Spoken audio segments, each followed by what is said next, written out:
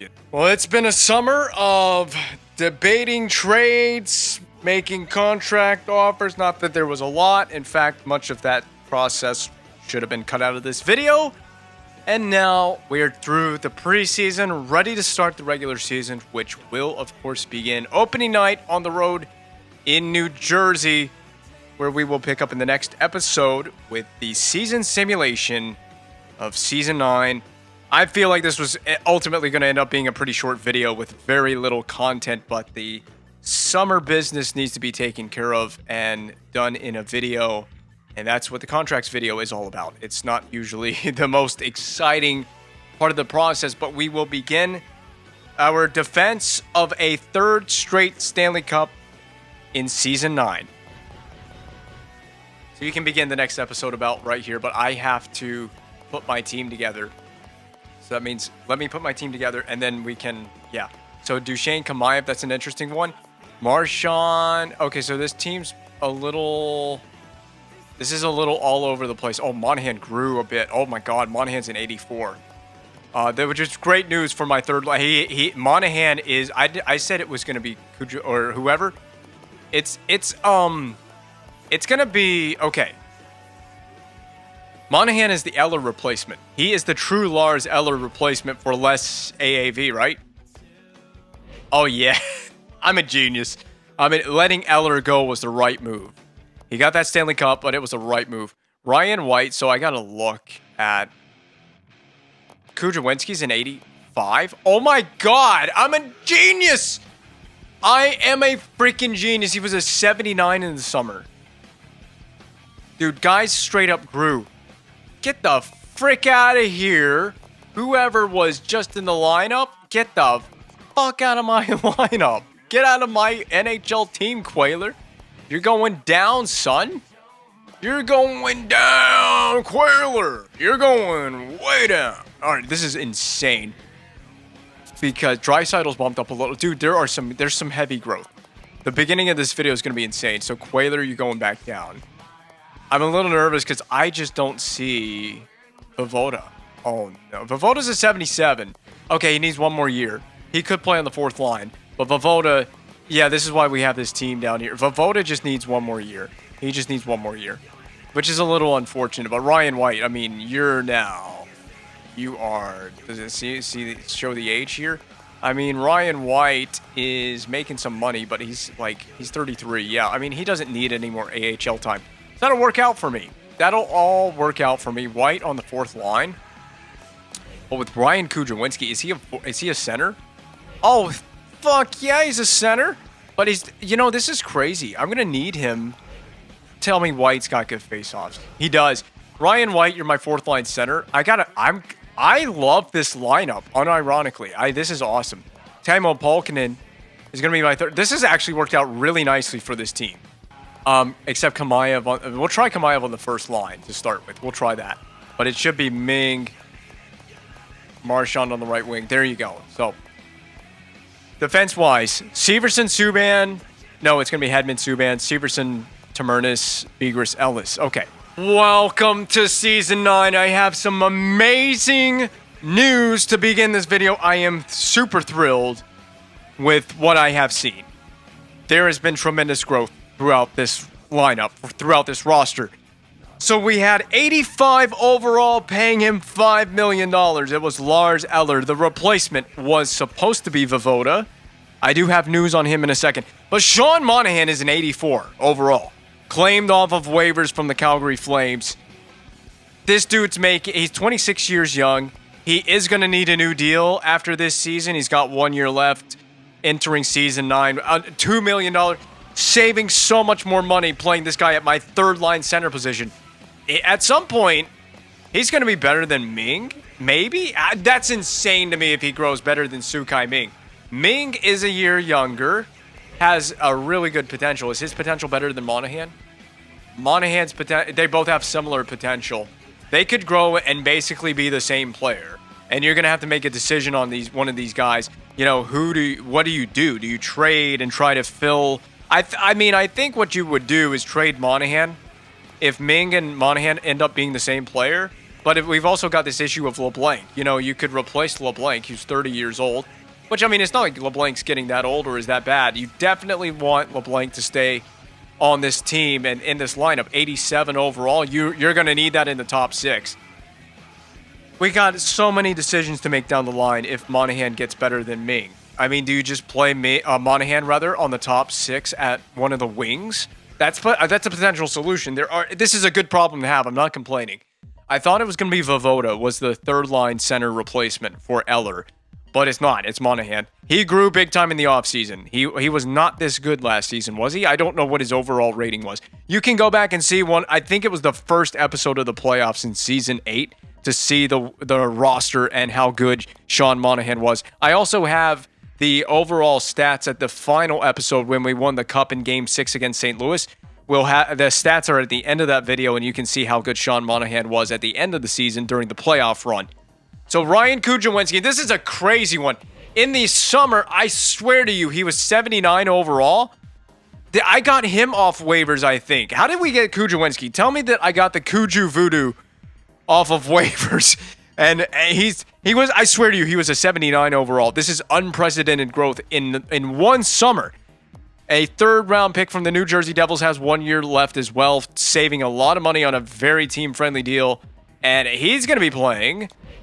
what is he playing on my third line to start? Third line to start. It's a little crowded. You know what? Kuju.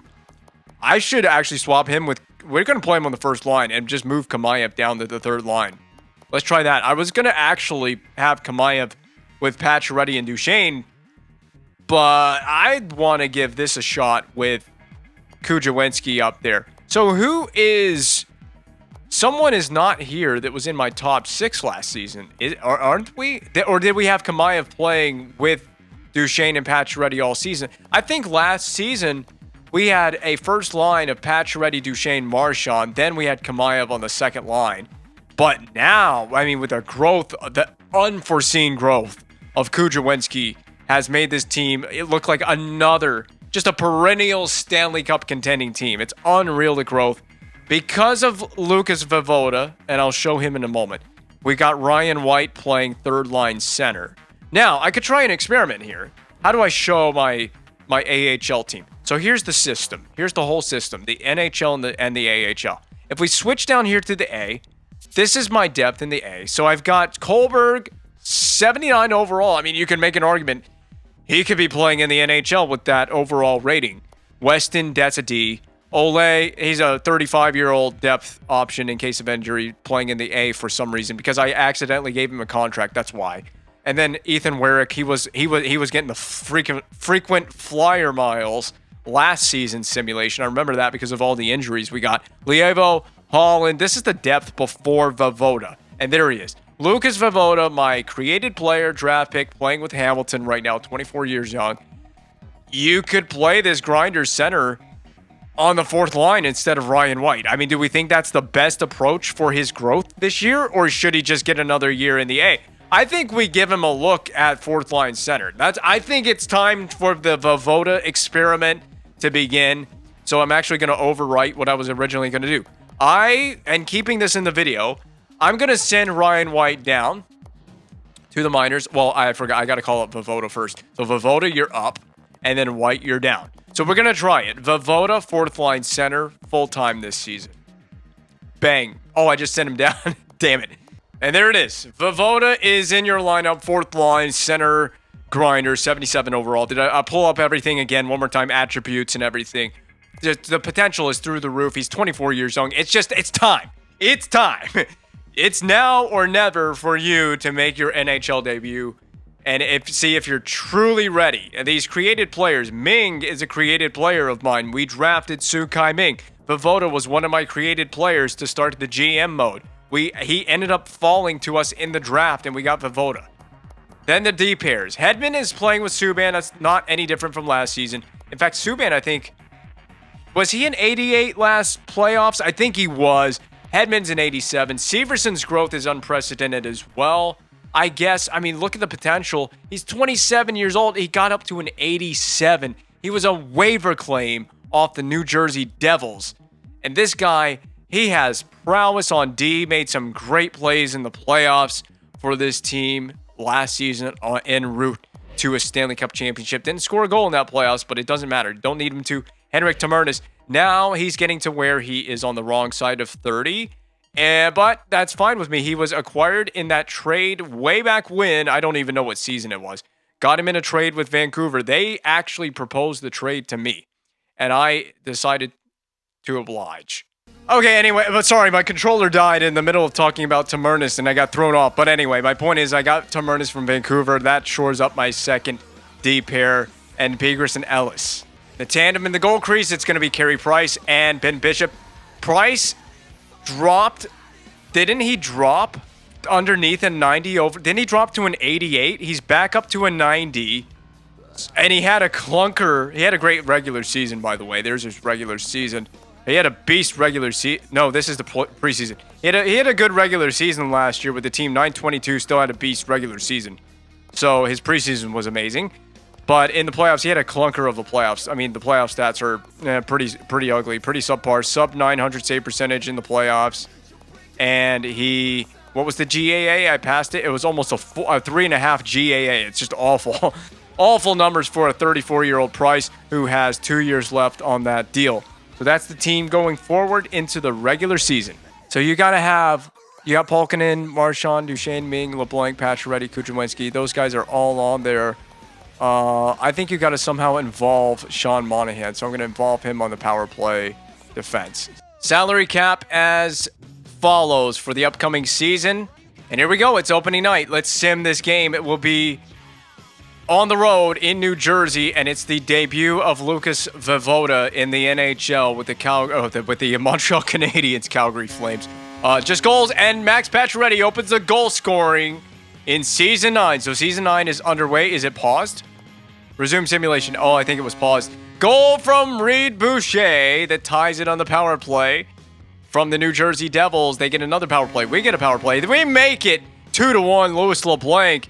He was in trade talks in the offseason. So was Brad Marchand. Begris scores from the blue line. How about that from Begris, the defenseman on the Canadiens? Another power play. Power play is going by the wayside for both teams here in the second period as it flashes by. Is this going to be the revenge tour season for Brad Marchand getting upset at the organization and saying, why did you have me in trade talks? Boucher scores again. Power play marker. Can he get a tying goal here for the New Jersey Devils, making a natural hat trick? He doesn't, but Mersak ties. We're going to OT. The Devils steal it in overtime, and that is how opening night will fall for the Canadiens. What a thriller between these two teams. Could that be a playoff round preview? I would love to see a Devils-Canadiens playoff round in this GM mode. We need it. And the final stat line from the opening night, all the points. Kudrwinski gets in on the board, on the action. No assists, no points yet for Voivoda, who, again, made his debut. All the penalties. He did take a penalty. He took a cross-checking minor. The grinder center playing on the fourth line for the Habs. Let's see how much ice time. We'll look at the time on ice for all the players. Voivoda getting 7.5 minutes. He was a -1. So just all the stats super quickly from the first game of Season 9. And again, in the GM mode, for the 29th time in franchise history, a banner is raised to the rafters for the Montreal Canadiens. And this season, in Season 9, will we get dirty for 30? Yeah, baby. And there's a win. The first win of the season comes on home ice on banner raising night. That's right. It is indeed. That's the slogan for this season. Dirty for 30. The team has won, and in the GM mode included, 29 total Stanley Cups in franchise history.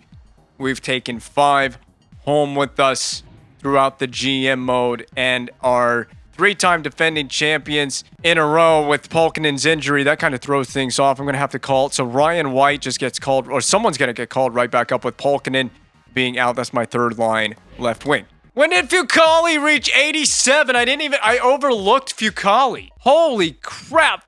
I'm glad I never traded this guy. He's an 87. He's the Carey Price replacement of the future. I'm sitting here editing lines. I didn't even realize that Fucale was so good. Guys, I legitimately didn't pay attention to the fact that Fucale grew. He's an 87. He's waiting in the wings for this to be his team. I got a really tough. Price has 2 years left. It's going to be tough decisions to make because what do you do going forward? Is this Fucale's net for the future? I mean, he is looking like he's the successor to Carey Price at this moment in time. I didn't look at Fucale. I just didn't even look at goaltenders. I was so focused on my forward and decor that I didn't pay attention to the. I'm just paying attention to what's going on in the A there. I didn't pay attention at all to my goaltenders and what was going on with Fucale's development. I knew that he had his potential in terms of the 5-star potential, the potentials from 1 to 5 stars.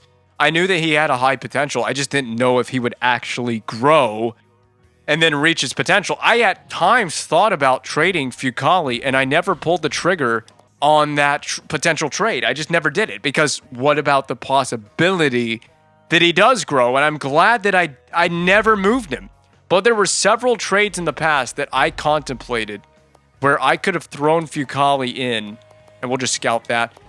I thought about throwing him in to make a potential deal in the past over different seasons in the past in this GM mode. And I just never did it. It has paid off big time that I never did it because I don't have to go find a goalie. I have one. I have the guy that's going to take over the goal crease from Carey Price. We're off to a bit of a slow start. We're 3-2-2 as we play again on the road against the New Jersey Devils. Last time we were there, we lost, and that's a big one. But it's not too long with Monahan. Thank God that's not too long. Okay, so no Sean Monahan for a little bit, but it's until November the 8th, and it is October the 30th, essentially, now, as we go into a game on the road against Columbus. Without our leading goal scorer for the team, stats are going to be so interesting to see who does what this season and how we spread the offense around. Pulkkinen, long-term injury. It's going to be 6 weeks without Pulkkinen to whatever the injury is. It was like was Monahan the hamstring? Monahan, I think, was the hamstring. Pulkkinen. That's it's a short-term injury, but this is big. We just keep losing guys to injury. I have got to call another player up to play on my first line to replace Max Pacioretty now. Well, this is why I have Ole, the experienced veteran. I mean, Pacioretty might miss a game with that return date, that expected return date. He would basically miss a game. Nathan Walker, I always view the player. Well, I already said no on accident, but anyway, Walker down on waivers. We passed on it. I accidentally pressed X on that. Pacioretty is now back. Okay, Ole was sent down on waivers. I don't even know if he was claimed. Don't even care. And there's Sean Monahan back in the lineup. Monahan is back. Sean Monahan back in the lineup. Pacioretty back in the lineup. Please stay healthy. Don't get injured. Even if you have to play through a little bit, playing through the injury. Tamernis now injured. We're just getting concussions all over the place. This is unreal. And Tamernis out with his concussion. That means it is Ryan Murphy time. So Ryan Murphy, we relied on him in the playoffs. Clutch player to help us capture a championship. He's called up. He is an immediate call-up option on D. With the Tamernis, it's a week-long injury. He'll miss a handful of games. And we got our first one on the road against the Boston Bruins. We win as they send Dante Salituro on waivers. How old is it? 24. He looks so much older than that. Would be good to stack up the wins. It looks like Kudrowinski is feeding the pucks over to Duchesne so we can put them into the back of the net for this team. Looks like another potentially struggling year for the Boston Bruins. We'll see what awaits those guys in the offseason. Did we play we just played the Bruins in the playoffs, did we not? So I think we had a second playoff matchup with the Bruins. We're taking on Caleb Johnson, my created player in the San Jose Sharks. Duchesne has a minor one-day injury here upcoming. Got to pay attention as well. I got to keep it on my mind. When do we play the St. Louis Blues? Because that will be, well, there comes Terminus right back to the lineup. That'll be the rematch of the Stanley Cup Final. And Ryan Murphy, thank you for getting in there for 1 or 2 games in there for a few. There we go. Henrik Terminus back in the lineup. We continue simulating. At home against Anaheim. Getting through the mid portion of November. The team is right now just kind of staying afloat. I don't know. Price is getting it done. I don't really know who is specifically carrying this team at this point. And I'm curious to see how many games Fucale has gotten into. with him being an 87. It would seem like you could use this regular season to take some of the load off of Carey Price. Kohlberg has been out with, he's out until February 22nd. That's a long time for Kohlberg. Big time concussion. Oh, tough break there for who got injured. Kohlberg. Kohlberg going out until February. That's a months long injury this early in the season. It's a brutal injury to suffer, but at least it was. If it's going to happen to anyone, and I'd hate that it happened, but if it was going to happen to anyone, at least it happened to my fourth line left wing. So that's an easy replacement there. I don't even know if I care about the scouting assignment that deeply because we're expected to be a contender. We're trying to contend for Stanley Cup championships. I'm not worried about who we draft, and honestly, the draft is just a dart on the board type of situation here. You don't even know what you're going to get in the draft, and if you do get someone, they're probably not a stud. I mean, we saw maybe one or two players in this most recent offseason's draft that were standout players for some of the teams. So we're coming up against the Blues here at the end of the month. That'll be the Stanley Cup final rematch between the Blues and the Canadiens. A few new faces on this team as opposed to the last time we played St. Louis. I'm sure a few new faces for them as well on their side of things. Things are going pretty nicely. Let's see if we can...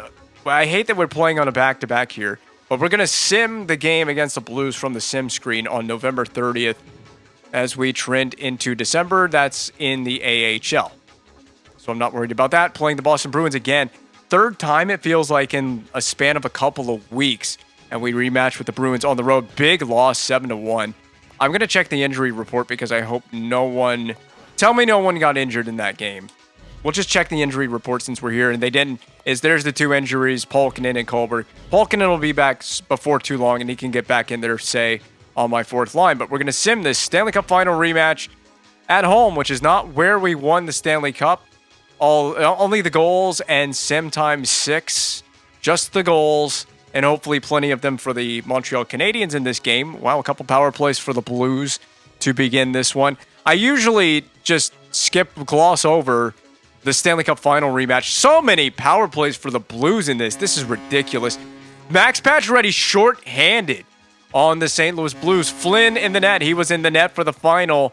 He came in relief of Halak. I guess he is now the number one guy.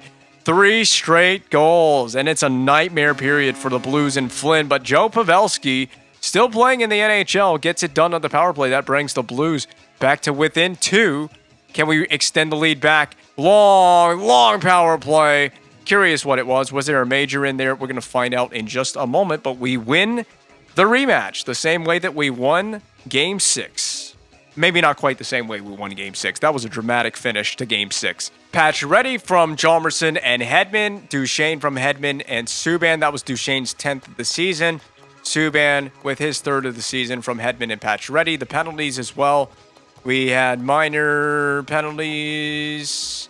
So they took a hooking minor, and like less than a minute later, they took a double minor for high sticking. Wow, brutal for the Blues in that one.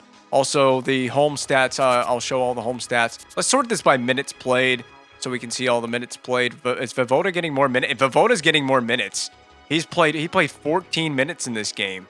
He's also on the power play. I did put him on the power play, so that's why he's getting more minutes. Oh, did Tamernis go down with an injury? How long is Tamernis? I didn't realize. So I guess coming out of the Blues game, Henrik Tamernis is injured. I want to see what it is. He's being evaluated right now. So there are 2 guys on the injured list. Kohlberg we knew was 2 months. Teemu Pulkkinen will be back in less than a week. So a couple of games. He may only miss 1 or 2 more games. First game without Henrik Tamernis for what is right now an undetermined amount of time entering this home tilt against the Calgary Flames. 13-7-2 Flames. We lose it. That's a brutal one. It's going to be 6 weeks without Tamernis. So that's a huge... I'm gonna have to make more severe changes because Ryan Murphy subbed in, and I cannot have... I mean, maybe we could try the Ryan Murphy experiment on the second D pair. I'm going to show you the D pairs right now. So this is how my defense is lined up. You can look at this from an overall rating standpoint. So Bigris... Did we draft Bigris? No, we didn't. He was drafted by the... How did we get Begris anyway. He was not drafted by us. But you can see that the senses is high. His poise is a little low, but his offensive awareness very high. His defensive awareness very high. That's what makes him an 85 overall, is he has a high defensive awareness and just a high D category in general. For some reason in this game, I don't know why EA did it this way. I'm not necessarily saying it's good or bad, but if you're a player in this game and your defense category is like 4 or 5-star category, your overall rating is going to be higher. So the higher your stick checking and your defensive awareness is, the higher that your overall rating is going to be as well. And that seems to be the case for Begris. He's probably rated a little higher than maybe he should be. I don't know. But the choice is between him. The point is, it's between him and Ryan Murphy, who has very good senses as well. Murphy is, as he is listed, an offensive-minded player. All of his attributes here are biased toward his offensive making skills. His defense category, it is a little lacking in a couple areas. Specifically, his defensive awareness is way low compared to what Begris's is. At an 82 versus Begris's, what was Begris? And I believe it was a 90 defensive awareness for Begris.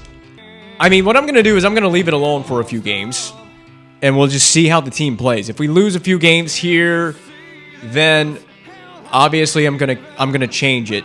But if we can win and it's no problem, I'll just keep Ryan Murphy on the second D pair. He is lacking as well in the physical category, but maybe he can help this team win by playing on that second D pair, contribute a few goals, offensively speaking. Not necessarily that he has to score them, but he can also contribute with some assists. I haven't looked at the stats. I don't really care to break down player stats until at least halfway through the season, which we're getting closer to. But I'm curious how the Vojvoda experiment on the fourth line has been working for the team this season in terms of just what he has personally done. And now I'm starting to get a little curious. We've lost 2 in a row. It's not the end of the world to lose 2 in a row. I'm going to go one more game. If we lose to the Senators, especially if we lose bad, I'm going to switch Ryan Murphy out of that second pair spot that he is currently in. This is it. Last opportunity for Ryan Murphy. If we lose this game, he's gone and we win 4-3. So that is his saving grace for staying on the second defense pair. So Tamernis is now just 1 month away from returning. We just got to go 4 more weeks. How many games do you think would be in those 4 weeks? I would venture a guess of probably close to 12. That's a bad one. That's probably the worst injury that we could have gotten in terms of my depth, is Monahan being gone now until March. So this one throws me for a loop because I really need that third line center in Sean. I don't need this. I don't know what I have. My options are pretty limited here. I'm going to actually have to call a proper center up because I don't think any of these guys can play center. Polkinen's a wing. You know, his faceoffs is pretty good. He has a 77 faceoff rating for a sniper on the wing. Let's look at all my players. Stromwall, you're not playing center. Kamayev is he's not a center, but his faceoff isn't terrible. Jalmerson is okay. I mean, you do have guys that can play center. Now, where's Vojvoda's faceoffs right now? It's an 83. Okay, Vojvoda, we're going to move you up is what we're going to do. We're going to move Polkinen, it was Polkinen, I believe, right to the wing. We're going to try this experiment. I mean, his categories are decent enough that he could play fourth line center. I mean, he's basically playing somewhere in the region of 7 minutes a night. It shouldn't be too bad. And I just take Holland, who I just scratched, for the returning Polkinen, who came back from injury. I'm going to just put him right back in there on the fourth line. Vojvoda gets moved up. So now Vojvoda, since we're here, let's just look at what he's done. It's just easy to look at him right now. The 24-year-old youngster on this team. 2 goals, but he's playing on the fourth line. Now, how many of those on the power play? None. He is on the power play, so he's got 2 goals. Does it show me shorthanded goals? Yeah, they've all come at even strength. 2 goals at even strength, 6 points on the season. And his face-off percentage is... Does it show that? It does not show the face-off percentage in this stat category for some reason. So you'd have to look at extended stats to see that. And with that, no Sean Monahan for... I don't know how many months is that?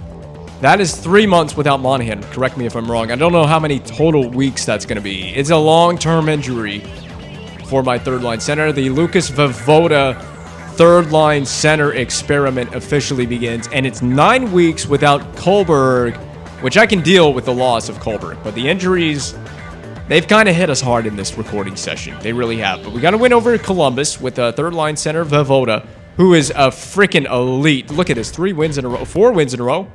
Yeah, 4 wins in a row. Nice. We have rattled those off beautifully. But with Voivoda is an elite grinder. He has an elite shot for a guy that is technically called a grinder. That's how he was randomly created. I randomly created every detail about these created players. Okay, so it's officially listed as a 2-month injury for Sean Monahan. And not that this matters, it won't affect the video that's edited and put together in any way, shape, or form, or it really it shouldn't. But I'm recording on separate days in separate recording sessions. So the first little part of the season simulation I did on a separate day. I did it yesterday, and I'm picking back up after the St. Louis game with a new recording session. I'm in a really good mood as well. I've had a what did I have? I had a sparkling tea that contains adaptogens, and my brain is firing on all cylinders. I should have had it for the contracts as part of the episode.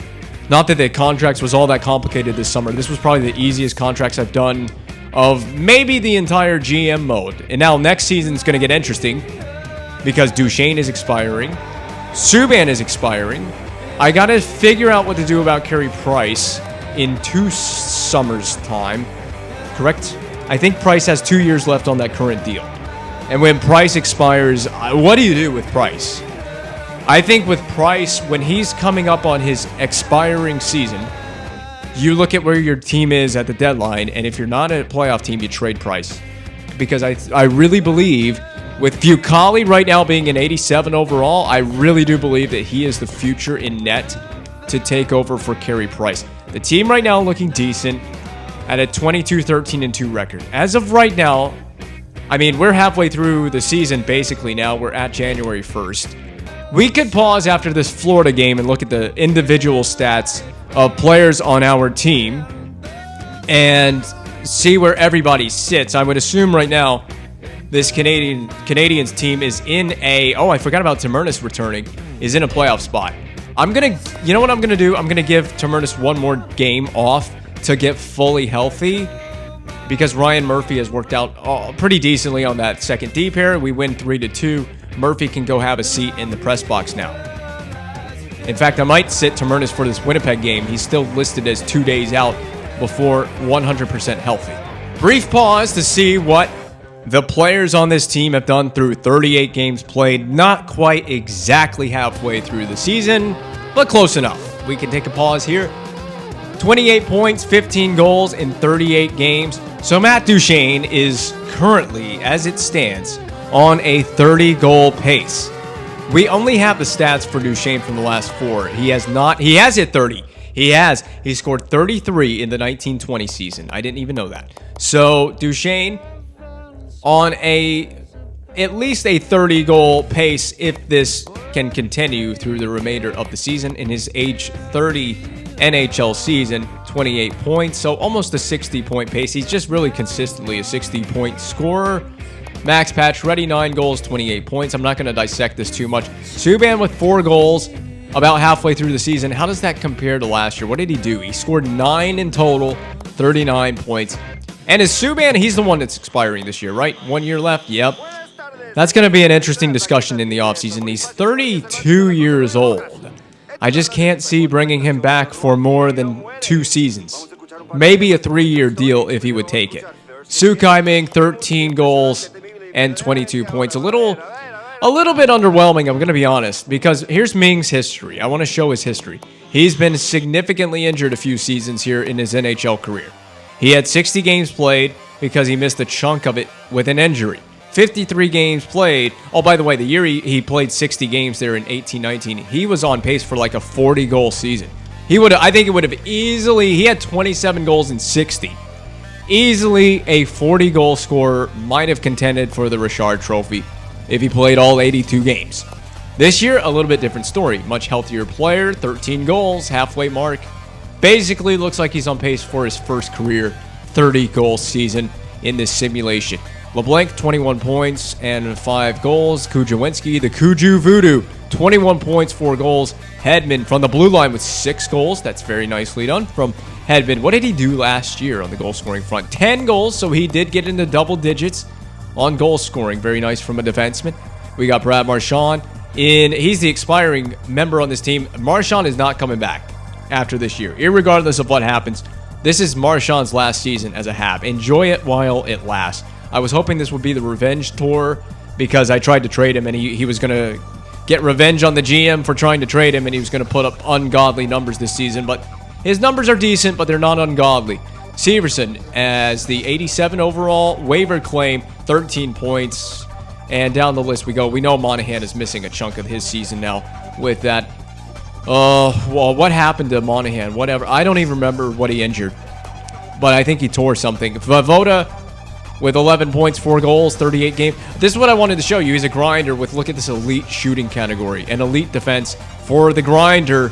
And, of course, the physical category. It is no question that is a very strong man at center playing on the third line currently with the injury to Monahan. Jalmerson, Kamayev, and just down the list we want to go at this point. Murphy, 2 goals. Did he get him on the power play? No. So his goals have come in some form or fashion, I would guess even strength, but not on the power play. 7 points in 18. Polkinen, Stromwall, Tamernis. Tamernis will be getting back in there shortly. Ole with 1 game played and Bourneval with 1 game played. They didn't score not a single goal or assist on the stat column for those guys. Now the question is in net. How many games is Fucali getting? He's getting 8 games, so not a ton of experience. As a newly formed 87 overall, does it list him as...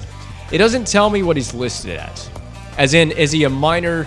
Or, you know how, like, the player role is stated for the player? I don't know what his player role is. Like, is he a starter? Is he a backup? I would guess at 87 overall, he's listed as an NHL starting goaltender now. But unfortunately, there's a guy ahead of him in the net named Carey Price, who's a legend of both the real world and the virtual world in the GM mode. Is this guy, he can only, he's running out of fingers to put Stanley Cup championship rings on for this organization. He's 34 years old. He's got 2 years left to confirm it to myself. But let's compare this season so far. He's got 32 games played. He's played 67 the previous season. And he has a 2.33 GAA, so it's still in line to be a good year right now. With that GAA, save percentage above 920, I can't complain about what Price has done. And part of it is he's back on form. Now, can he be on form if this team makes the playoffs? I also need to look at Fucali, but obviously the GAA in 8 games, very reasonable. Is the save percentage should be like, I'm going to guess it, 936. 992.3. Okay, so not quite a 930 or anything like that. Not quite in that stratosphere, but very reasonable for your backup goaltender. He should be getting more games. The assistant coach should give Fucali more games. We are keeping Tamernis out of the lineup. That's right. I was keeping him out for 1 more game just so we can get fully healthy. So this is the last game until further notice for Ryan Murphy on the second D pair. Oh my goodness. It's only it's like a week without LeBlanc. So LeBlanc has pulled his groin. I don't think I have a player. Oh my goodness. At least it's a week, but my hand has been forced here. You don't even know. I had to do quite a few changes. Ryan Murphy. So here's the deal. I can't call a single player up from the AHL. I am literally right up against the salary cap. So I would be over the cap. I don't have the cap space to call a player up. That's how dire this situation is. And with Ryan Murphy already up as my healthy scratch and my healthy extra, with Tamernis fortunately returning, LeBlanc goes down. I was forced to put Ryan Murphy on the second line left wing. So he's going to be playing second. Yes, my defenseman Ryan Murphy is forced to play second line left wing. I can't send him down or call a player up. Pray that we don't get another injury in this time period, because it's gonna be ugly. It already is ugly having to play Ryan Murphy. LeBlanc is back. I'm gonna go 1 more game with the Ryan Murphy experiment. I gotta let LeBlanc. I just gotta let him get healthy. He's got to do his thing, get healthy. If we can eke out a win, that would be great. Bigris has been injured. Well, I got a solution for that. It's gonna be replacing him. Oh, he's gonna be out for a month. Replacing him is going to be Ryan Murphy, who's going to be substituted with Louis LeBlanc. You're going to see it right here. Murphy on the left wing. Well, you're going to go back and play D now, buddy. Game, please. No more injuries like what we have seen and experienced thus far. LeBlanc is now a couple days from returning. Begris is like 3 to 4 weeks. He's going to miss like a month, basically. Yeah, there it is. Confirmation. 6 weeks till Monahan. 4 weeks till Begris. 4 weeks until Kohlberg. I'm sure that the game is going to pepper me with an injury. I'm sure the game's going to throw me an injury. I don't even think I have operating cap space to claim a player off waivers. I certainly don't have the space to call anyone up. It's kind of nip and tuck right now with the schedule, with the record on the season. We just got to win games, obviously. I meant to actually do a real-time sim. That was the St. Louis Blues game. We win 3-1, so we win both rematches, and now we're at the All-Star break. And with that, let's take a break and take a look at who... Oh, look at that. Loic Arnaud is in the All-Star game. He's with the Phoenix Coyotes, my created player, and my edited McDavid. He was already in the game, but I made McDavid a supreme superstar, as he is supposed to be in this. He is now the best player in the game. He's officially the best player in the game, better than Sidney Crosby. We'll actually take a look at the West in a moment. I am curious to see who made it in the West. But it's Skinner, Stamkos, Voracek. That's a pretty good first line here that they got going on in the East. Fiddler, Malkin, Hanowski. That's a strange second line. I mean, Malkin's not that out of place. But Todd Fiddler, never heard of this guy. Hanowski, I know of him from the Flames GM mode, but he made the All-Star game. Matt Duchene made the All-Star game. He's on the line with Tavares. I looked at potentially trading for Tavares. And then there's Barkov. I looked at potentially trading for Barkov in the offseason. Morgan Riley with Ryan Murray, John Moore and Pizik, Kulak and Subban. So, that's Jordan Subban. That's the other Subban brother. So PK's brother makes the All-Star team.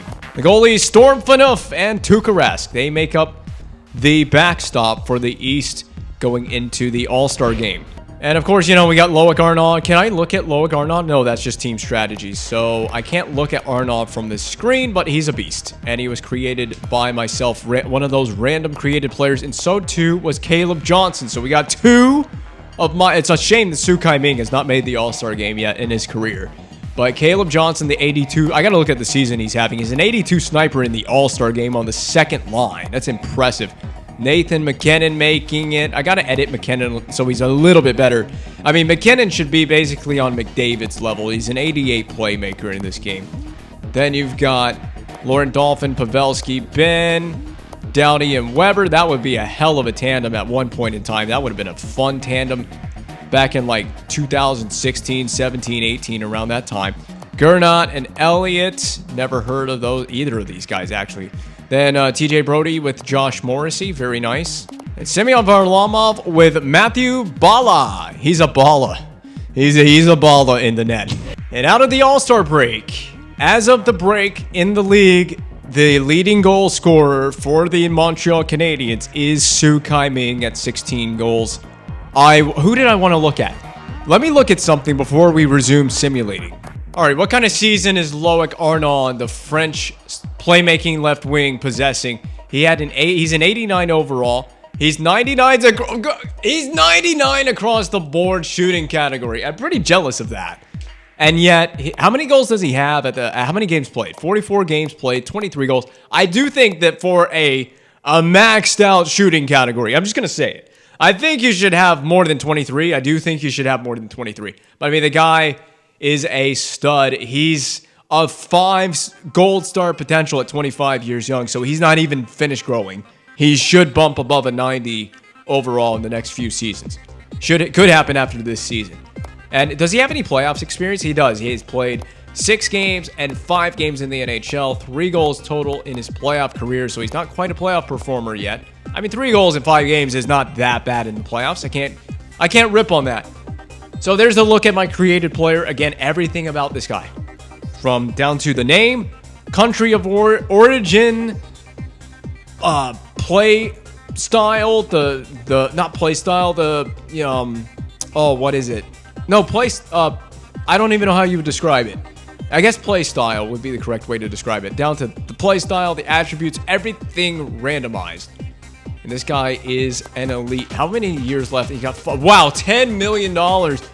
Is he perhaps one of the highest paid forwards in this game? I'm going to have to actually look at that in the contract screen. And then there's the other guy, Caleb Johnson. He also has 24 goals at the All-Star break in 42 games played, 40 points. This guy's a point-per-game player. He is pretty elite at 4.5 Red Star potential. Signed to 2 years at a very friendly deal. He was drafted by New Jersey. What I want to know is, how did he arrive in San Jose from New Jersey? Did they trade him here? I wonder if... I never really looked to see if there was a transaction made. It's kind of insane. Like a guy that's like an 88, 89 overall player on an extremely cheap deal as well. But you see the numbers. He's a consistent 20-goal scorer in the NHL.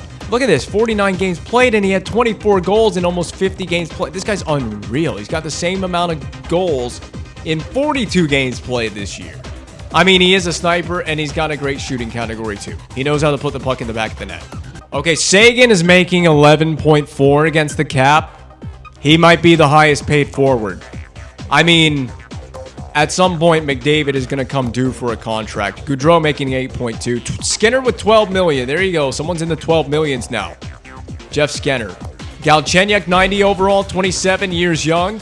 And he's making, what did I see? Was it 10 million? $10 million with the Avalanche. Remember, we traded him season 1. There's what he's done the last 4 seasons in the NHL. Playoff stats as well, 7 games played. I don't know if he's worth that $10 million, but the Avalanche seem pleased. So for reference, my highest paid player is Matt Duchene at 6.7 AAV. He's coming due for a new deal in the summer. I'm curious about whether Sukai Ming can grow or LeBlanc can maybe. LeBlanc's 30, he's done growing. But, you know, what kind of contract would Duchene command in the offseason? We have to give it to him. He's only 31. He just turned 31, by the way. He just recently turned 31. So there's your Loic Arnaud, 10.7 against the cap. This is a very high payroll Coyotes team. 7.3 invested in Ekman Larson. 7.1 in Patrick Kane. Then 5.9, 5.8, 5.4, 4.8 million. A lot of money invested in this team. Are they spending money? I didn't even look at goaltenders because this is just skaters. So are they investing money in a goalie? Yeah, they're paying Byzantine $6.1 million to be their goaltender. I don't even know what I'm paying Carey Price. I don't even care what I'm paying Carey Price. He can have all the money in the world, and it's totally worth it. Well, here you go. You want to talk about payroll. This team has more than... What would the total figure on that be? They have like 23 million invested in Stamkos and Drouin, and it's worth every penny if you're the Tampa Bay Lightning, I guess. They haven't won a Stanley Cup in the GM mode, and in fact, we faced them in the playoffs and taken them out. Stamkos comes due for a contract in the summer. Do you think it would be worth it to pay Steven Stamkos north of $10 million in the summer? I mean, I don't even know if he'd reach free agency. I think that they would easily re-sign him. But where in the world is McDavid? Okay, McDavid is... Did I not sort this by highest paid player? I thought I had this sorted by highest paid. There you go. McDavid, 11.3 against the cap. So he's still not the highest paid player, but you see just a beast, and he's not done growing. You can tell, I guess the green star potential means he's not locked in. I mean, McDavid's 5-star potential, he's locked enough. You can't go higher than 5-star potential. But the point is, he's not done growing, and he could, who knows what McDavid reaches in overall. Could you imagine McDavid being a 99 overall player? He's got a 99 across the, look at the stats on McDavid. This is egregious. Did I do the right thing editing McDavid to be this good? His skating, I'm actually shocked. His speed should basically be a 99 overall. If you've ever seen a McDavid skate, his speed and acceleration should be almost maxed out. He's got his puck skills and shooting category literally as high as the game will allow. If his faceoffs improve, he'll have a 99 defense category as well. This guy is ungodly. What's he doing offensively? What's he doing this season? He's a consistent 30-goal scorer, which means a lot in this game where scoring doesn't happen a lot. So a consistent 30-goal scorer is a nice mark for McDavid. He'll hit he'll hit 40. I guarantee it. Some point in the GM mode, McDavid scores 40 goals, maybe 50. Okay, that's enough looking at stuff that is still relevant to the GM mode, but not relevant to simming out the season. I want to get on with this, so we're just gonna bust right through this. I don't think I could even claim Petrovic. I mean, let me view the player info just for a moment. You know, it could be a nice call-up option, but I'm just gonna say no because I don't know about the cap situation for my team until we are fully healthy. I'd really love to see Sukai Ming get that 30-goal season. He's up to 18. He scored in that game against Minnesota, 2-0 win. We need the wins. We need to just pile on the wins. I didn't look at the standings. I have blabbered on about all kinds of things in this recording session. We get a big 7-2 victory. Ming scored in that game because he's up to 19 goals. We're just going to briefly look at this since we're here.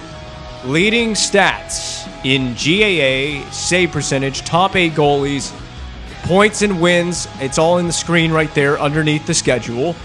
Points and wins, goals and assists leaders. Pause the screen if you want to see it in great detail. Laurent Dauphin with 30 goals.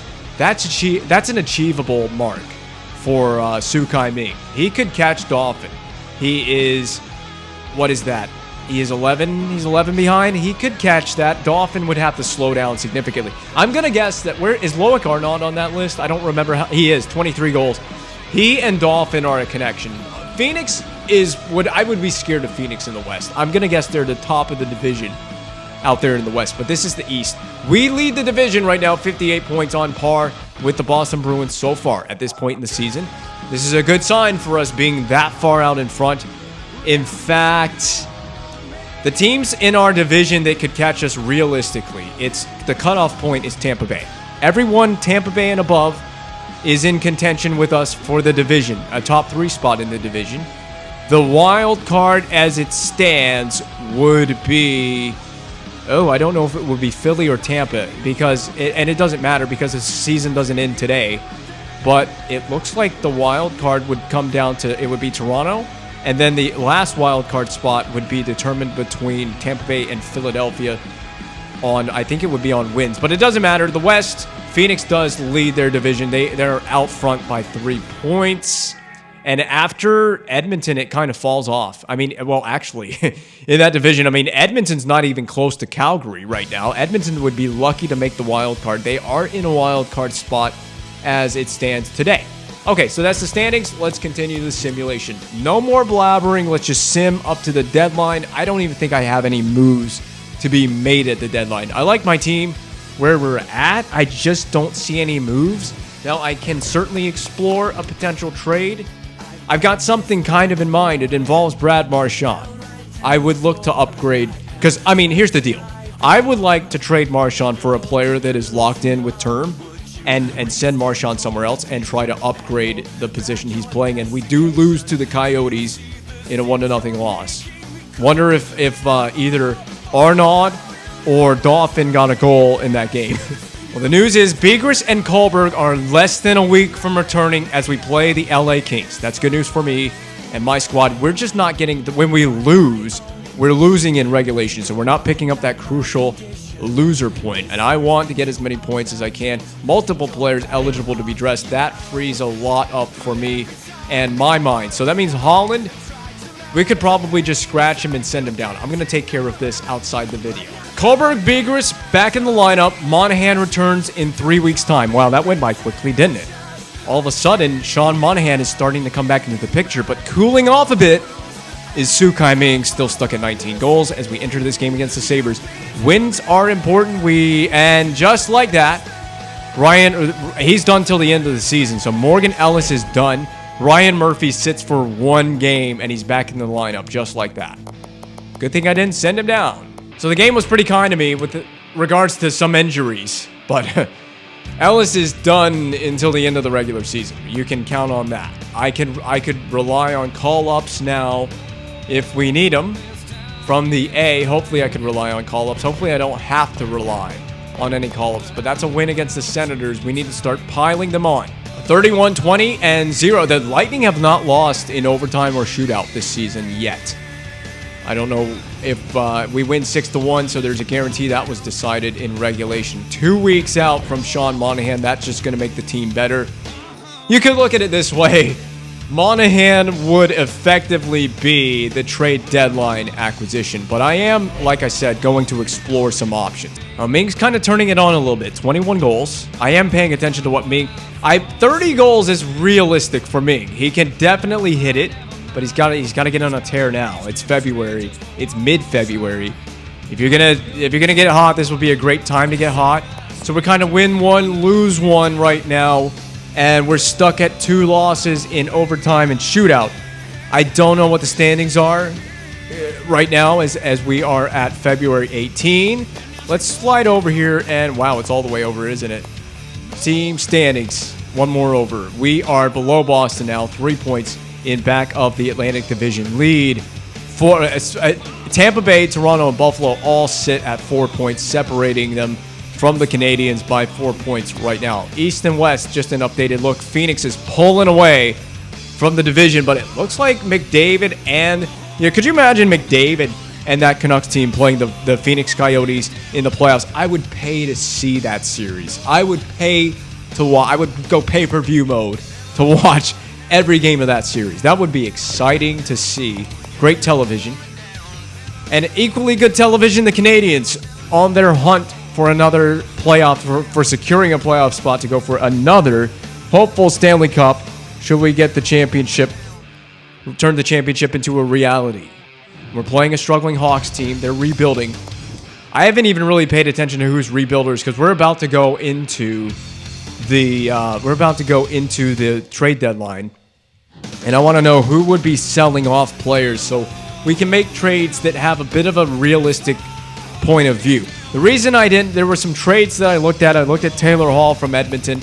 It didn't make sense to me to do that, to pry them away from Edmonton, because they gave him a big contract not that long ago. Probably, what a last name, Yonkman. They gave him a big contract probably about a season ago. They're looking at Taylor Hall as a big piece of their future. They wouldn't just trade him off as fully healthy. We got to count on Monahan to the season's end. But we got another point we got the loser point there. We got a number 3 beside the shootout overtime loss. So I'm sitting Monahan against the Avalanche. Then he's going to come back. I'm going to wait. He's only 2 days out now. After this game, Monahan's back in the lineup. The Vovoda third line experiment will be over. I got to take a look at a number of stats for him. We won big, 8-2 over the Avalanche as well, with the deadline looming large here. Wow. Dude, third line ice time has been great for Vovoda. He is at 61 games played, 8 goals. I mean, that's not too bad. Playing third line minutes, he's a -2, 4 power play goals. Okay, so some of those goals are coming on the power play. I think you got to move him back down to the 4th line. I think it suits him better. And the odd man out would just be, it would be Kohlberg. The odd man out's going to be Kohlberg here. All right, resuming. Whoa. Whoa. That came out of left field. Nino Niederreiter on the table from the minute. This was offered to me by the Minnesota Wild. Now, I love Niederreiter. One of my favorite Hurricanes when he was a Hurricane in the real world. One of my favorite Hurricanes of recent memory. I love this guy as a Cane. So I gotta put that out there because I was a huge Nino Niederreiter fan. Now, this would actually fit under the cap for our team. It would make us better right away. Someone would be the odd man out, but 1 year left. Dude, this would make a lot of sense because here's my thinking. They want a first and a third. I feel like this is a slam dunk trade for me. And here's the deal. I don't see that first or that third. There's no one in the draft that really, I think at this point, we're all in. We want to win again, right? We're all in. Niederreiter would make a lot of sense. I'll pull up his attributes one more time. I mean, look at the shooting category. This would just bolster my lineup. He's making a very good value contract. Was it $2 million? I mean, how do I say no to this? You don't. You don't say no. Now, it would barely fit under the cap. So I'm thinking of saying yes to this. We're going to have to send a player down. That's fine with me. This makes us better already. And now I got this on my mind for the deadline. If I can move out, let me look at Brad Marchand, just because I don't know what he's making. So since we're in this screen, Marchand has been on my mind as a player to trade out. Now, you know what's crazy? is he's an 85 overall with really good stats. But, here's my thinking. What was he making again? $5 million. That would free up space. So my thinking is this. If I can find a team that is either selling a specific player or that's a seller, just they're not making the playoffs, and I can find a player that is making less money than Marchand to save money against the cap and maybe even get younger while giving them Marchand, I don't know why they'd take Marchand on. A 30, was he 33? Where's his age? He is 33 with 1 year left, but he's an 85. And you could negotiate with him in the summer and get him back. I just think at the deadline, we try to find a taker for Marchand, try to get a younger player to fill that spot if we could even find one that would make sense that's making less money than Marchand, because we're going to be taking on more money with the Niederreiter trade. But this makes absolute sense to me. There's the value on Niederreiter, the contract. I mean, this was thrown to me by the Wild. I like it. I not only do I like it, I love it. I love it. I got to do it. Niederreiter, I thank you so much, Minnesota Wild. I mean, that was basically for free. I don't think that there is a player you're going to get in the draft that is going to be worth holding on to the draft pick. I just don't think it, not even the first round pick. We're expecting it to be a late first round pick, right? I don't think there's a player that's worth it. And the other thing is, you get a Nino Niederreiter that is ready right now. He is a player that is ready to be inserted into your lineup and contribute right now. Kohlberg was claimed. I sent Kohlberg down, and he did get claimed. I had to send a player down, and Kohlberg was the odd man out. I have, no cap space. You can see it in the upper right. I'm operating at no cap space, but Kohlberg was the odd man out. Oh, Florida claimed him. Florida claims Kohlberg. We had to place him on waivers. I didn't have a choice because we made this deal with the Minnesota Wild. I didn't have a choice. Are there any... We got to look at contracts throughout the league. I'm taking forever to sim this season out. This is going to be a long video, but here's trades that have taken down all teams. Is this... Oh, filter by player pick and trading. So all trades that have gone down. They've also done a deal with Nashville a few weeks before. They sent Jason Zucker. So Minnesota is selling off. That's basically what they're doing. They are selling off and acquiring draft picks. I like it. Good mentality for a rebuilding team. These are all trades that have gone down this season. Krejci and Vitali to Toronto from Calgary. And that's it. That's all the noteworthy trades that have taken place for Season 9. Oh, one more thing, just so we can compare it. This is Niederreiter's stats as of the trade with the Wild for this season, 21-22 season. 59 games played, equal amount as the previous year, less goals and less points for Niederreiter, a -8. Makes sense, though, that the stats wouldn't quite be there on a struggling Wild team that I'm guessing are rebuilding. So there's the stats. You can compare it at season's end. He's got 1 year left on that current deal. To me, it's an instant upgrade. Makes the team better right away.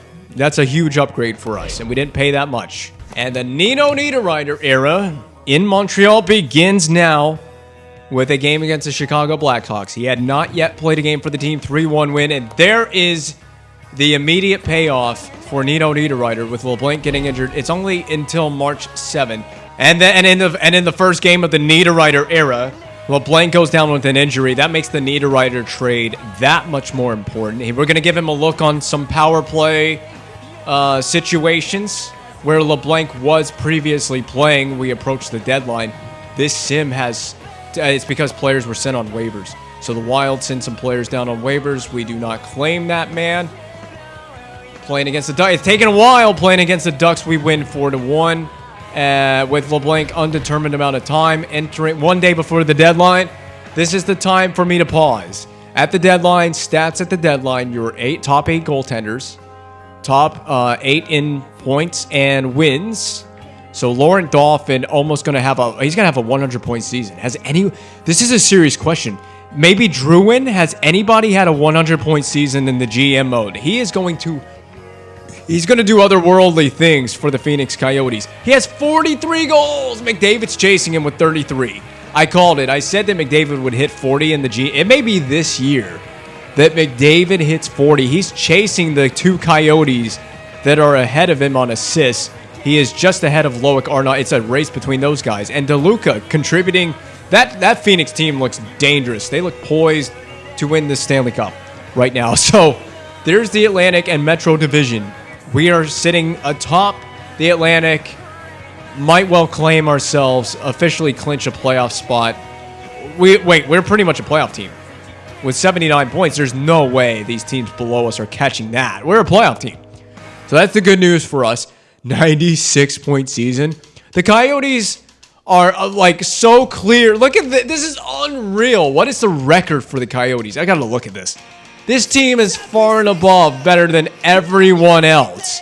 Look at how much. Look at the leading point getter in the Central Division, if I put it that way, is the Colorado Avalanche with 80 points. Below the Coyotes at 86 and 85 points, the Vancouver Canucks and Calgary Flames. Then you got, I didn't mean to do that. I pressed the wrong thing. The best teams in the East, 79-point Canadiens, 73-point Islanders. That is the best team in the NHL. They're going to win the President's Trophy without a question. This Coyotes team is stacked. This is not even fair. Do we play the Coyotes anytime in the near future? I don't know where the Coyotes... We played them. We lost 1-0 earlier in the season. I don't see the Coyotes anywhere on this list.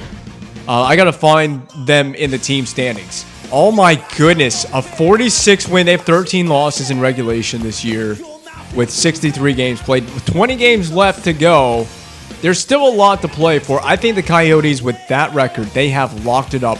Where are they so good? What makes them so good? Are they how many goals for per game? I'm guessing that they lead. That's the wrong way. I should have sorted it the other way. I guess they lead the NHL in that category by quite a mark. And if the Canucks with McDavid as well contributing, their goals against per game. We have the best goals against per game in the league. So there is that. They are the third best team on that mark. They have 65 power play goals. They have the best power play in the NHL, 65 power play goals. They're 19% on the power play, so not bad, but still not the best in the league. That goes to Calgary. This GM mode is so exciting now with these players really growing. Some of these players really growing. I didn't look at where Minnesota is. I keep forgetting to look. Well, let's just see where Minnesota is. Entire league. Sort it by points. It could be points percentage. Would probably be the better thing because not every team has played the same amount of games. Let's sort it by points percentage. So the Wild rebuilders, they are without a doubt rebuilders. So there's all the rebuilders to this stage of the season. But it looks like it's going to be an exciting postseason, seeing as the Canadiens should be in the playoffs. Phoenix, Vancouver, both are locks that might see each other in the playoffs. Calgary is a lock with Johnny Gaudreau. That's going to be fun. San Jose is not in, are they? San Jose, where are they? They are a rebuilder right now with Caleb Johnson. Okay, let's look at the West. I'm just too curious about this. Could San Jose realistically make... San Jose could make it. The wild card is absolutely within reach. It's not out of reach. I'd like to see those teams with my created players get in. St. Louis is out of it right now, out of a playoff spot, but they're not in the same scenario that Chicago is. Chicago's a rebuilder. We're going up to deadline day, so I know who my rebuilding teams are, basically. And it's Minnesota, St. Louis, Chicago, all out of it. I'm looking at teams that are rebuilders. LeBlanc, it would throw that at me. I'm going to just continue because, okay, what the hell? I was supposed to go into deadline negotiations, and I think because LeBlanc came back from injury, it kind of threw things off. But I can still negotiate because we haven't passed the deadline yet. I just go to use my phone. But the rebuilders are San Jose, Anaheim, St. Louis, Chicago, Minnesota, LA. I mean, not all those teams are rebuilders. Minnesota, LA, San Jose, within realistic shot of making the playoffs. In the East, we could trade with Florida, the Rangers, Pittsburgh, Carolina, Ottawa, Detroit, all teams we could trade with. So let's see. Trade player. I am seriously looking at getting a cheaper, younger option in exchange for 33-year-old Brad Marchand. Let's see what's on the dock for us here. I do have cap space available. All right, I already found something that appeals to me. I would like to send Brad Marchand to the Florida Panthers for Blake Clark. Now, Florida's rebuilding. I don't know why they... this doesn't make sense from a realism standpoint, though, does it? Because Blake Clark is 25 years old, 83 overall. at a 4.5 Red Star potential. If you're rebuilding, this is a player you want to hang on to, I'm guessing. You'd want to hang on to this kid. I know he hasn't done a ton in the NHL in terms of the goal and point scoring. I'm thinking this is a player you'd want to hold on to. Why would you trade a younger guy that's has some promise for an aging Marchand? I'm just trying to look at this from a realism standpoint, so I'm going to actually back off of this trade. Well, that's it. Let's just sim past the deadline. I can't do this. I don't think we're going to find any takers because of the expiring contract of Marchand. I really wish I could do an extension, sign an extension, and then just immediately trade Brad Marchand. LeBlanc is coming back in a couple of days, and I'm going to have to resort my lineup. Well, I mean, it's going to be fine with me. It's got to be fine with me one way or the other. Moving on from Marchand. He's on the team for the remainder of the season. We just got to hope we can go on a run with him. So we beat the Bruins 1-0. That's a big win. I don't know if it was regulation or not. And genuinely, I don't know that I care either, being that we are fighting with the Bruins for the division win. I don't even know what the update is on the division standings. And then Monahan goes and re-injures himself. He just can't stay healthy, and he's out until May 9. So that's definitely, he's gone for the first round, guarantee. Well, that's it. Monahan's season is officially done. His season concludes for the regular season. He's guaranteed out on March 9, rather. He is not returning until May 9. So he's out for 2 months. He can't catch a break. He's had 2 big injuries this season. Sean Monahan has 8 weeks with that injury. Oh, I got to get an update on it. Ming is headed toward his first 30-goal season. Oh, Laurent Dauphin, 94 points, by the way. Updated goals. McDavid, it's still within reach, but man, Dauphin, 43 goals. On level pace with the Boston Bruins right now for the division. The Coyotes, they're just staying within, or the Canucks, I'm sorry, within reach of the Coyotes still, 8 points out, but it looks like Phoenix has locked it up in that division, definitely locked up a playoff spot. So we have a month to go in the season. Thing that I'm concerned about. It would be awesome to win the division. Would be awesome to win the East, get home ice throughout the whole playoffs. But just stay healthy, win games, stay healthy. That's the main thing. And we are now dropping 3 in a row. Maybe the Monahan injury has had a bigger impact than I could have foreseen. And maybe we need to give increased ice time to Nino Niederreiter. Is Niederreiter the savior of this Canadiens team and organization? It'll be fun to play games and have Niederreiter on the roster for the playoffs should he stay healthy enough. Just stay healthy, Niederreiter. Everyone on this team, stay healthy, because we don't have a Sean Monahan now. And I don't have any center depth after Voivoda. Well, I do. I have Ryan White. I have a few guys I can call on from the A. But, I mean, everyone just stay healthy. That's the bottom line. I'm getting a little concerned because we are losing a few games here. We got Washington coming up, a 33-30-8 team. We should beat these guys. On paper, we should be able to beat this team. If we do start losing a few games, I'm going to give them a couple of games. If we win that game over Washington, 4-2. But if we start losing a few games here, I would make changes to the roster. Or to the lineup. I don't have to. With a win 3-1 over the Carolina Hurricanes, Monahan's 7 weeks out, 2 weeks from Morgan Ellis's return. Man, second time in this game that Brock Nelson's been on waivers from Columbus. And second time I did not claim Nelson. Didn't we have Landon Ferraro? He's on waivers again. He's on waivers now. I had to put him on waivers, and I think he got claimed. I would love to claim the player. I don't know what the cap space for my team is. I wish I knew what my cap space was like. And I don't know that the game will tell me. I thought he was in our organization in a prior season. He's making 1.4, but I'm really tight against the cap. It's not a dire need for the team right now. It's not a dire need for me. So I'm going to pass on Ferraro. It'll be Columbus now. That's a 6-1 win. Ming's still sitting at 24 goals. Trevor Lewis would claim the player, but again, a cap space situation, I don't know. So I'm passing up on that player. With the Islanders, this is a big team. 41-27-5. Really good team out here in the East. Maybe seeing them in the playoffs. They win 3-2. We could potentially see them in the playoffs. Update on the standings. I just need to roll through this video. This is going to be a long episode. I can just feel it. Yeah, Islanders, top of the Metro Division. With that loss, we are 3 points behind the Boston Bruins, which at this moment in time would set us up with the Toronto Maple Leafs. 108 points! This Coyotes team is unbeatable. unbeatable. They are unstoppable. We got to look at the updated goals. 99 points, sitting on 99 even. The Wayne Gretzky number. Laurent Dauphin and Loic Arnaud are putting on a show in Phoenix this year. If you're a Coyotes fan, get out there and enjoy your team while you can before they go play at the Mullet Arena. And enjoy these players because they are tearing up the league. That Phoenix team is going to I'm calling it now.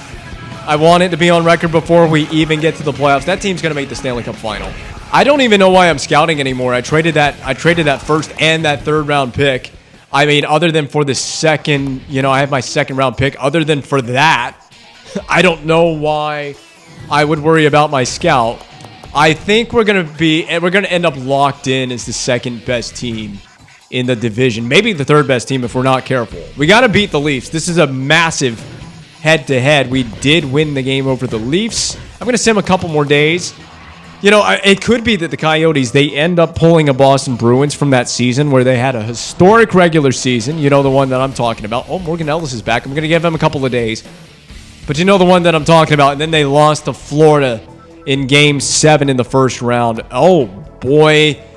At least it's Hjalmarsson. I could live with that player going down with an injury. I could deal with that until April 7. Man, this has been a long video. I know it's going to be a long one when I edit and upload it. I've just spent so much time looking at all kinds of things through the simulation. This season simulation has been fascinating. And you got to be busting my ball sack game. You really do. At least he'll be back for the playoffs. But that ends his chance at a 30-goal season for Sukai Ming. It's over for Sukai Ming. The 30-goal season is not happening. Oh, it's so rough. No Monahan, no Ming. Hjalmarsson I can live without. But no Ming for the final stretch of the regular season. I mean, the playoff positioning is on the line. Wait a minute. Ming is until April 8th. Did it say April 8th? It's only like a week. Well, we'll get Ming back for the playoffs. I think you just keep him out of the lineup until season's end, which is about to come to a close. The season's about to come to a close. And with that, Simon Hjalmarsson is back healthy. All right, continue the sim. So I got Ethan Weirich playing my fourth line center position now. I got Vovoda moved up the lineup. Vovoda is actually second line center, I think. I think Vovoda is playing second line center.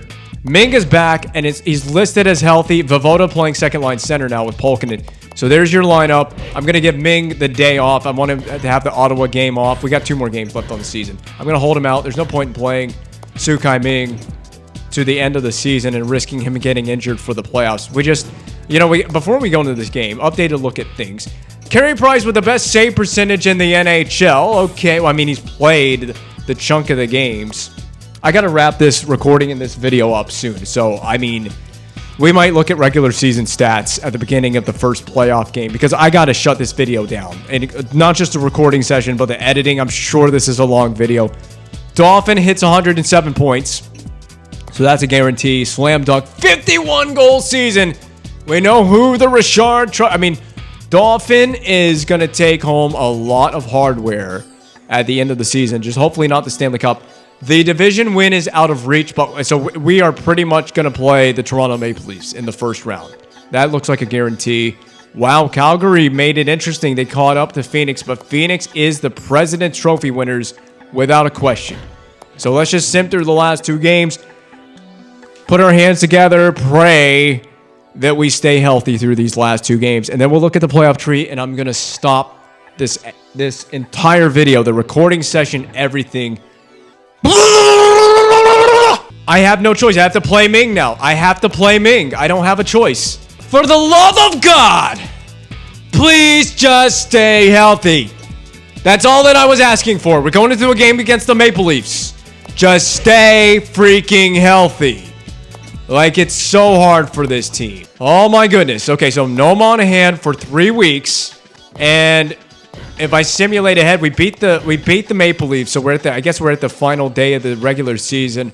Price might win the Vezina trophy. He might win the Vezina.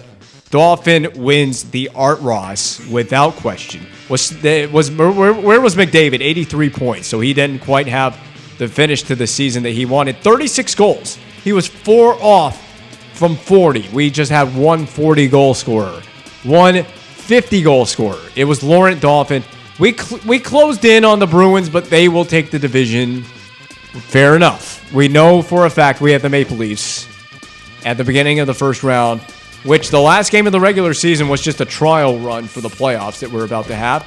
So we'll do it all over again with the Maple Leafs in the first round. They don't have Joffrey Lupul, like I've said so many times, to haunt my dreams and turn them into nightmares in the playoffs. So what's it going to be? What will the playoff matchups be? Our season concludes. Wow, the regular season isn't done yet for everybody. We haven't finished the regular season just yet. And there it is. We knew it would be the Maple Leafs. And there's LeBlanc returning to the lineup. All right. Oh, my God. This has been exhausting. But we're here. I got to cut the video off. We will look at the final stats for the regular season at the beginning of the next video. I'm going to try to remember to do all that. But let's just look at the playoff tree because I need to finish this and shut it down. Gaudreau and McDavid in the first round is going to happen. Phoenix playing LA. I got to salute the television screen. Good luck, Los Angeles, against a stacked Coyotes team.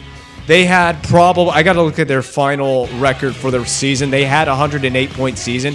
They had a 51-goal scorer, 109 points. This team looks unstoppable. I got to look at their whole roster for that matter. We might look at that and then shut the video off. But we got a good one.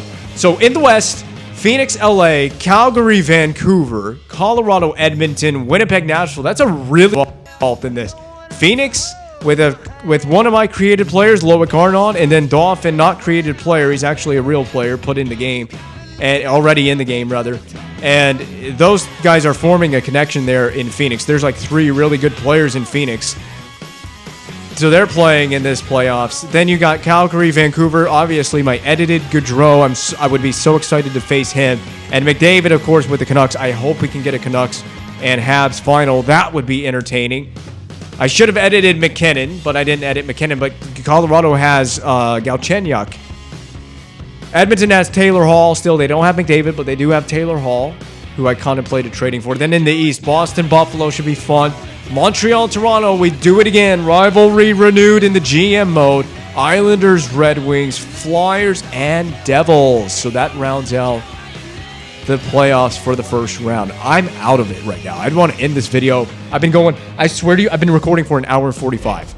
Final team standings because I just wanted to see it. Okay, 118, not 108. I don't know where I got that figure from. 56 win, 20 loss season. Solid year, though. Not as record-breaking as I thought it would be. I thought they would have like 14 losses in regulation to end the year. They ended with 20, which is still a very impressive feat for this Coyotes team. Let's look at their roster. Let's look at what the Coyotes look like. Only team I'm going to do this for. And Phoenix, Loic Arnaud, 90 overall. He has done it. He has eclipsed 90. I mean, I would. Playing with Laurent Dauphin, that first line has got it hooked up this season. They might have an injury. Do they? They may have an injury because there was another guy. I don't see his name unless he's a defenseman. There was another player that was getting big-time points with this Coyotes team as well. And I'm going to guess that he was playing on the first line. They got Patrick Kane, 88 overall, on the second line, getting it done with his team. It may have been Connolly, but this team is a stacked squad. They have a really... it's so weirdly set up the way they have this team.